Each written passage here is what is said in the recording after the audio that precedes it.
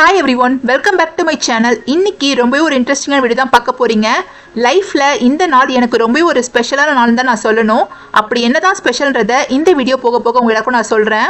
நீங்க யாராச்சும் first time என்னோட வீடியோ பார்க்குறீங்கன்னா என்னை பத்தி ஷார்ட்டா சொல்லிடுறேன். நாங்கள் ஈஸ்ட் ஆஃப்ரிக்காவில் உள்ள உகாண்டாவில் தான் ஸ்டே பண்ணியிருக்கோம். இப்போ நாங்கள் நவராத்திரி செலிப்ரேஷனுக்காக உகாண்டாவில் என்டபியில் இருக்கக்கூடிய சாய்பாபா கோயிலுக்கு தான் போயிட்டு இருக்கோம். ரோடு ஓரத்தில் இப்போ நீங்கள் பார்க்குற சின்ன சின்ன கடை எல்லாமே நம்ம ஊரில் இருக்கக்கூடிய பொட்டி கடை மாதிரி தான். இங்கே வெஜிடபிள்ஸ் எல்லாமே கிடைக்கும். எப்பவும் உகாண்டாவில் கிளைமேட் கொஞ்சம் சூப்பராக இருக்கும். பட் இன்னைக்கு பார்த்தீங்கன்னா வெயில் கொஞ்சம் ஜாஸ்தியாக தான் இருக்குது. இங்கே பப்ளிக் டிரான்ஸ்போர்ட்னு பார்த்தீங்கன்னா பைக் அப்புறம் டாக்ஸி தான் பயன்படுத்துவாங்க. இங்கே கூட ஒரு டாக்ஸி நிற்குது பாருங்க. நம்ம ஊரில் இருக்கிற மாதிரி ட்ரெயின் பஸ் எல்லாம் இங்கே கிடையாது. உகாண்டா இருக்கக்கூடிய முக்காவாசி ஆப்பிரிக்கன் மக்கள் பார்த்தீங்கன்னா போர்டான்னு சொல்லப்படுற பைக் சர்வீஸ் தான் அதிகமாக பயன்படுத்துவாங்க.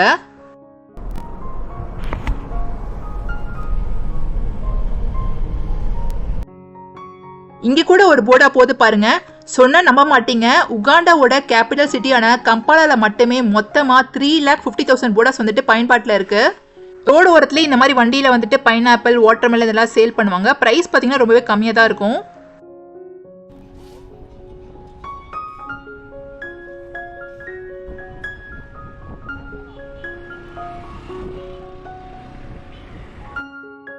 இப்போ நாங்கள் கோவில் கிட்ட வந்துட்டோம். இன்னும் ஒரு 5-10 மினிட்ஸ்ல நாங்கள் கோயிலை ரீச் ஆகிடுவோம். அங்கே ஒரு கோல்டன் கலர்ல ஒரு கோபுரம் தெரியுது பார்த்தீங்களா, அதுதான் வந்து பாபா கோயில். ஸோ பாபா கோயில் கிட்ட வந்தாச்சு. இப்போ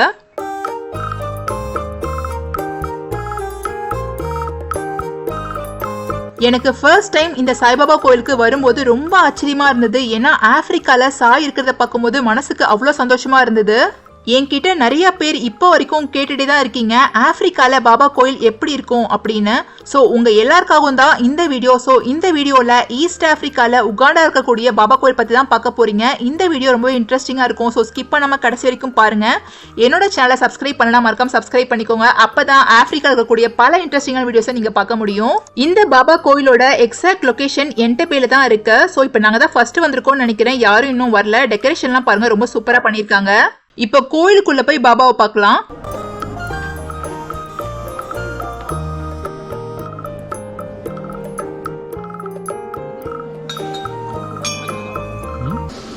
Hi Christine. Hello. Yeah. Om Sai Ram. She was the one supporting me, so thank you so much. You're welcome. இவங்க ஒரு ஆப்பிரிக்கன். பட் பாபா கோயில்ல அர்ச்சனை டிக்கெட் கொடுக்கறது. அதே மாதிரி நான் பாபா கோயில்ல எப்போ கோலம் வரைஞ்சாலும் ரங்கோலி போட்டோஸ் எல்லாம் இவங்க தான் எனக்கு வாங்கி கொடுப்பாங்க. நவராத்திரிக்கு பாபா கோயில்ல நான் வரைஞ்ச துர்காமா ரங்கோலி எல்லாரும் பார்க்கலாம் வாங்க.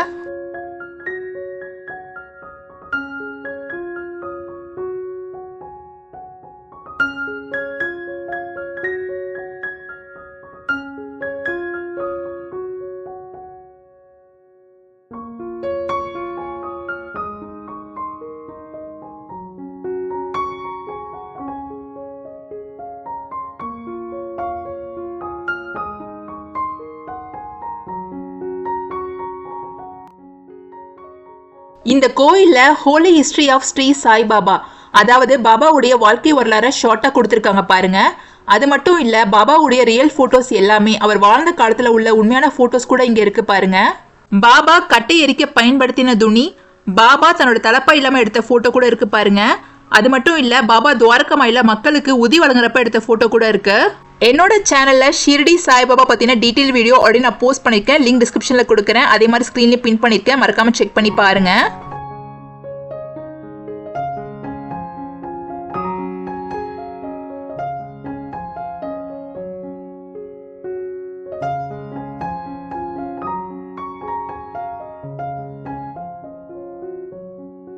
இப்ப துர்காமா ரங்கோலி கிட்ட விளக்கெல்லாம் அழகா வச்சாச்சு. அடுத்ததா விளக்கு ஏத்திட்டா ஆரத்தி வந்துட்டு ஆரம்பிச்சிடுவாங்க.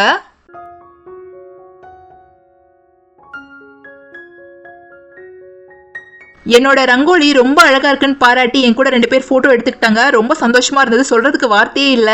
கோயிலுக்கு வந்திருந்த எல்லாரும் சேர்ந்து விளக்கேத்த ஆரம்பிச்சிட்டோம். குழந்தைய கூட ஆசையா உட்காந்து ஏத்த ஆரம்பிச்சிட்டாங்க. விளக்கேத்தி முடிச்சதுக்கு அப்புறமா பாபாவுக்கு ஆரத்தி, அப்புறம் பல்லக்கூறுலாம் எல்லாமே இருக்கும்.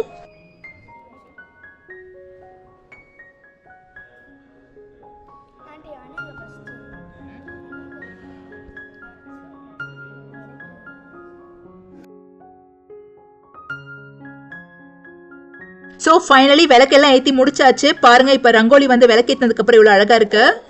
பாபா கோயில்ல எந்த ஒரு ஃபெஸ்டிவல் செலிப்ரேட் பண்ணாலுமே ஒரு சில அனௌன்ஸ்மெண்ட்லாம் பண்ணுவாங்க. அந்த மாதிரி நான் கோலம் ரொம்ப சூப்பராக வரைஞ்சதுக்காக என்னையும் பாராட்டி மைக்கில் அனௌன்ஸ்மெண்ட் பண்ணாங்க.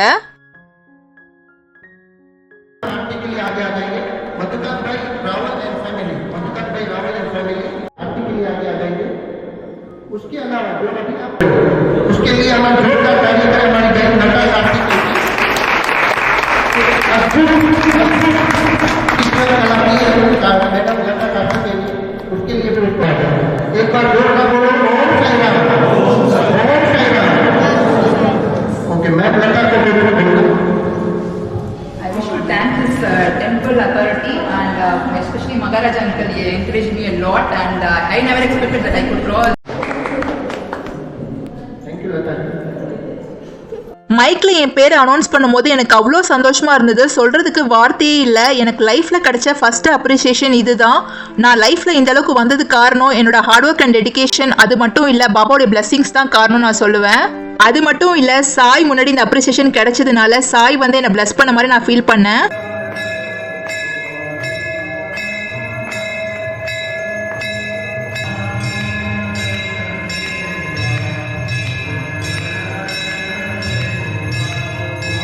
இந்த பாபா கோயில்ல ஆர்த்தி வந்து பாபா கிட்ட எல்லாருமே காமிக்கலாம், ஃபேமிலியா வந்து எடுக்கலாம், அப்படி இல்லைன்னா தனித்தனியா கூட வந்து பாபாவுக்கு ஆர்த்தி காமிக்கலாம்.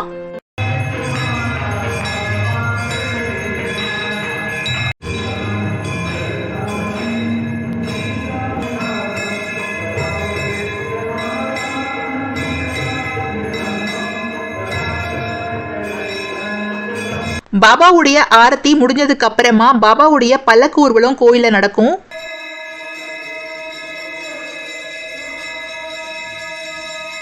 பாபாவுடைய பல்லக்கு ஊர்வலம் ஆரம்பிக்கிறதுக்கு இன்னொரு 10 நிமிஷம் இருக்கு. வாங்க அதுக்குள்ள நம்ம கோயில் ஃபுல்லா சுத்தி பார்த்துடலாம். பாபாவுடைய கோயில் வாசல்ல இருந்து நீங்க எதிர்ப்புறம் போனீங்கன்னா அங்க பிள்ளையார் சன்னதி இருக்கு. அது மட்டும் இல்ல, பக்கத்துலேயே துவாரகமாய் அப்புறம் குருஸ்தனும் இருக்கு. ஃபெஸ்டிவல் டைம்ல இங்க தான் ஓமம் வளர்ப்பாங்க. ஓமத்துல கலந்துக்கிறவங்க முன்னாடியே பணம் கட்டி பேர் கொடுத்துடணும். பக்கத்திலேயே ஷீரடியில இருக்க மாதிரி துவாரகமாய் இருக்கு பாருங்க. இங்க வந்து பாபாவுடைய துணி கூட இருக்கும். துவாரகமாய்க்கு பக்கத்திலேயே பாபாவுடைய குருஸ்தனும் இருக்கு. அதாவது வேப்ப மரத்துக்கு கீழே பாபா வந்துட்டு ஷீரடிக்கு வந்து உட்கார்ந்துருப்பாரு பாத்தீங்களா, அந்த மாதிரி வேப்ப மரத்துக்கு கீழே இங்க பாபா படுத்திருக்க மாதிரி ஒரு சிலையும் இருக்கு.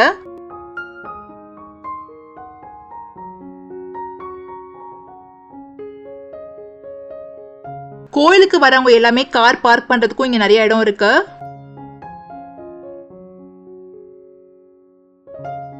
இந்த வீடியோ நவராத்திரி அப்ப எடுத்தது. நவராத்திரி முடிஞ்சு ஒரு 5 மாசம் ஆயிடுச்சு. என்னம்மா வீடியோவில் லேட்டா போடுறேன்னு நினைக்காதீங்க.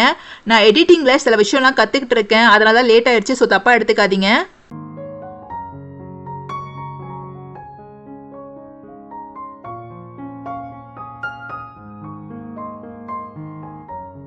இப்ப ஃபைனலி பாபாவுடைய பல்லக்கு ஊர்வலம் ஆரம்பிச்சுட்டாங்க. இப்ப நாங்க எல்லாருமே பாபாவுடைய பல்லக்கு ஊர்வலம் பின்னாடி போயிட்டு இருக்கோம்.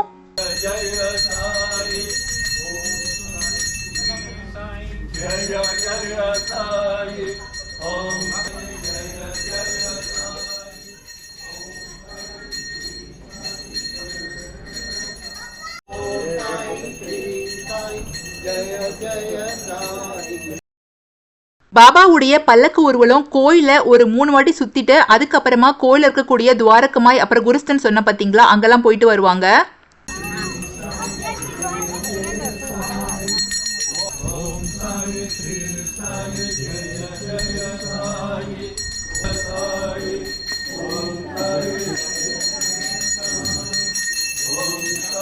பாபாவுடைய பல்லக்கு ஊர்வலத்தை முதல்ல ஜென்ஸ் தான் கோயில இருந்து தூக்கிட்டு நடப்பாங்க. துவாரகமாய் கிட்ட போனதுக்கு அப்புறமா லேடிஸ் வந்து பாபாவுடைய பல்லக்கு எடுத்துட்டு நடப்பாங்க. சோ இப்ப துவாரகமாய் கிட்ட ஜென்ஸ் எல்லாம் பல்லக்கு வந்து இறக்கி வச்சிடுவாங்க. அதுக்கப்புறம் லேடிஸ் பாத்தீங்கன்னா பாபாவுடைய பல்லக்கு எடுத்துட்டு நடக்க ஆரம்பிச்சிடுவாங்க.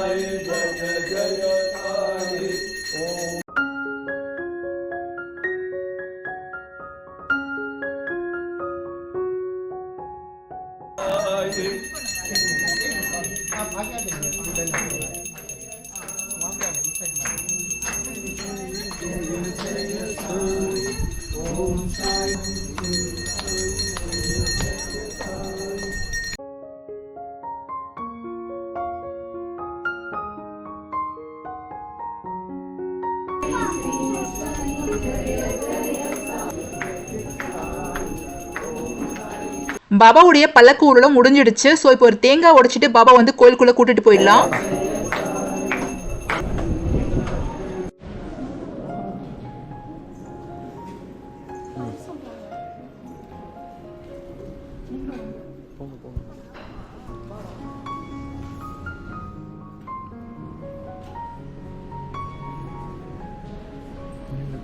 பாபாவுடைய பல்லக்கு ஊர்வலம் ஆர்த்தி எல்லாமே ரொம்ப சூப்பரா முடிஞ்சிருச்சு. பாபா கிட்ட உதி பிரசாதம் எல்லாம் வாங்கிட்டு அடுத்ததா மகா பிரசாதம் சாப்பிட போலாம்.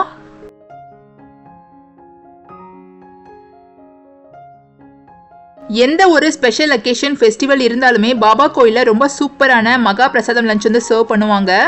இப்போ நீங்க பாக்குறது தான் டைனிங் ஹால். இங்க உட்காந்து எல்லாரும் சாப்பிடுவாங்க. ஃபுட்டு வந்து மோஸ்ட்லி நார்த் இந்தியன் ஸ்டைல்ல இருக்கும். இந்த வாட்டி மகா பிரசாதம் மீல்ஸ்ல ஒரு ஸ்வீட், காரம், அப்பளம், வெஜ் பிரியாணி, ரோட்டி, சென்னா, பன்னீர் இப்படி நிறைய வெரைட்டிஸ் இருந்தது.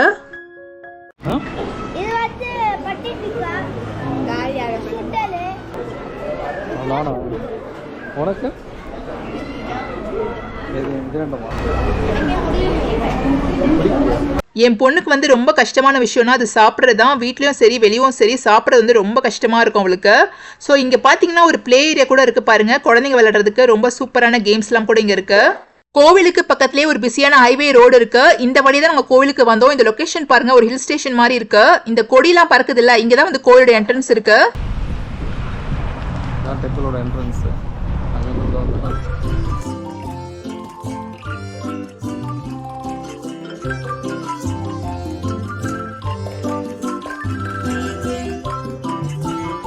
லஞ்ச் எல்லாம் சாப்பிட்டு முடிச்சுட்டு சாய் பக்கத்துக்கு மறுபடியும் கோயிலுக்கு போனேன். அங்க நிறைய பேர் என்னோட ரங்கோலியை போட்டோ எடுத்துட்டு இருந்தாங்க. ரொம்ப பிளஸ்டா ஃபீல் பண்ணேன். ரங்கோலி என் லைஃப்ல விளையாட்ட ஆரம்பிச்ச ஒரு விஷயம் தான் சொல்லுவேன். ஆரம்பத்துல நான் ரங்கோலி வரையும் போது எந்த அளவுக்கு பாசிட்டிவ் கமெண்ட்ஸ் வந்ததோ அந்த அளவுக்கு நெகட்டிவ் கமெண்ட்ஸுமே வரும். நிறைய பேர் சொல்லுவாங்க ரங்கோலி வரைஞ்சி டைம்லாம் வேஸ்ட் பண்ணாத, ஜாப் போயா சம்பாரி அப்படின்னு கூட சொல்லியிருக்காங்க. இன்ஃபேக்ட் என் ஹஸ்பண்ட் கூட சப்போர்ட் பண்ணல. பட் எப்பவுமே நம்ம லைஃப்ல ஒரு விஷயம் ரொம்ப பிடிச்சி பண்ணும்போது அது அவ்வளோ சாட்டிஸ்ஃபேக்ஷன் கிடைக்கும்.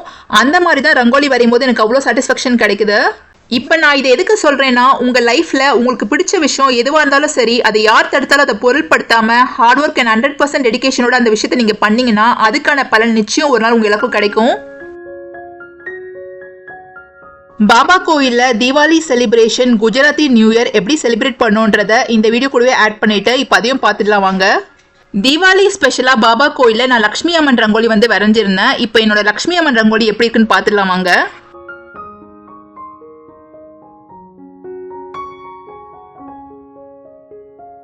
இந்த கோலத்தை கோயில இருக்க ஒருத்தங்க போட்டிருந்தாங்க.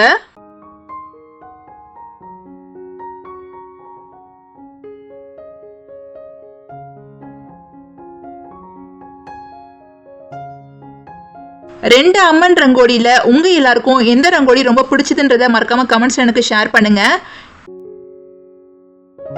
இவங்க தான் பாபா கோயிலோட பிரீஸ்ட். நான் ரங்கோலி ரொம்ப அழகா வரையறதுக்கு பாதி காரணம் வந்து இவங்க தான். நான் ரங்கோலி வரையும் போது எந்த ஒரு மிஸ்டேக் வந்தாலுமே அதை அங்கேயே சரி பண்ணி அழகா வரையறதுக்கு ரொம்பவே ஹெல்ப் பண்ணுவாங்க. பாபா கோயில்ல குஜராத்தி ஸ்டைல்ல நியூ இயர் செலிப்ரேட் பண்ணனால பெரிய தட்டுல விளக்கெல்லாம் ஏற்றி வச்சு பாபாவுக்கு வந்து அதுல ஆரத்தி காமிச்சாங்க.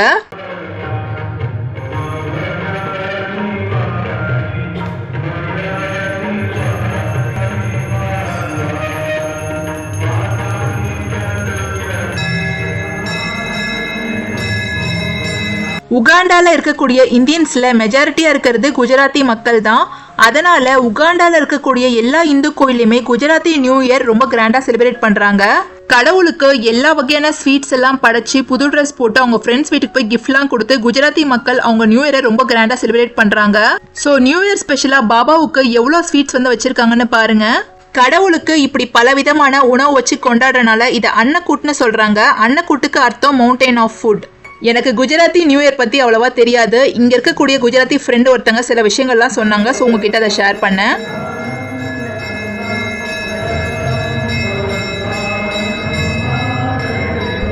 பாபாவுக்கு ஆர்த்தி எல்லாம் முடிஞ்சதுக்கு அப்புறமா பாபாவுக்கு முன்னாடி வச்சிருக்காங்க பாத்தீங்களா நிறைய ஸ்வீட்ஸ். அதுல இருக்க ஸ்வீட்ஸே வந்து டிவோட்டிஸ்க்கு எல்லாம் கொடுக்குறாங்க.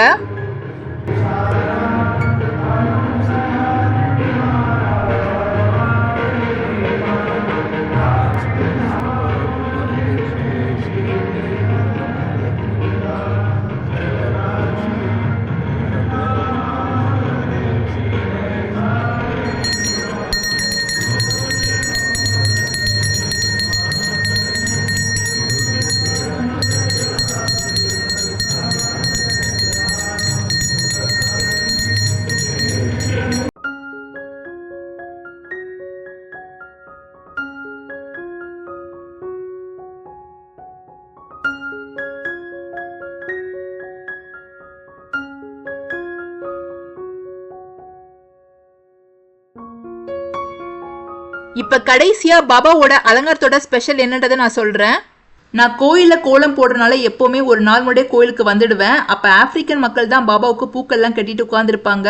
எனக்கு ஃபர்ஸ்ட் டைம் பார்க்கும்போது ரொம்ப ஆச்சரியமா இருந்தது. ஸோ பாபாவுக்கு இவ்வளோ அழகா பூக்களால் அலங்காரம் பண்ணது எல்லாமே ஆப்பிரிக்கன் மக்கள் தான்.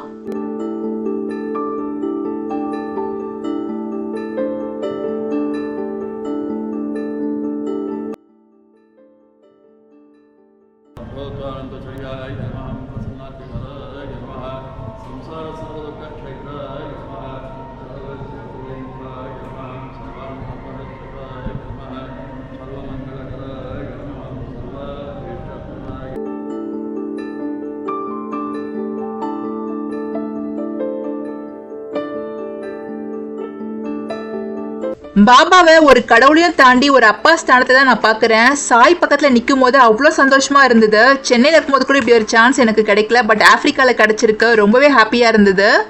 சாய் பாபாவோட கோயில் வீடியோ இதோட முடியுது. இந்த வீடியோ உங்க எல்லாருக்கும் ரொம்ப பிடிச்சிருக்கும்னு நினைக்கிறேன். நெக்ஸ்ட் ஒரு இன்ட்ரெஸ்டிங்கான வீடியோல உங்க எல்லாரும் நான் மீட் பண்றேன். உங்களுடைய பாசிட்டிவ் அண்ட் நெகட்டிவ் ஃபீட்பேக்ஸ் எதுவாக இருந்தாலும் மறக்காம என்கிட்ட ஷேர் பண்ணுங்க. அது எனக்கு ரொம்ப ஹெல்ப்ஃபுல்லா இருக்கும். என்னோட சேனல்ல அடுத்தடுத்து பல இன்ட்ரெஸ்டிங்கான ஆப்பிரிக்கன் கண்டென்ட்ஸ் எல்லாம் போஸ்ட் பண்ணலாம்னு இருக்கேன். ஸோ என்னோட சேனலை மறக்காம சப்ஸ்கிரைப் பண்ணிக்கோங்க. தேங்க்ஸ் ஃபார் வாட்சிங் அண்ட் ஸ்டே டியூன்.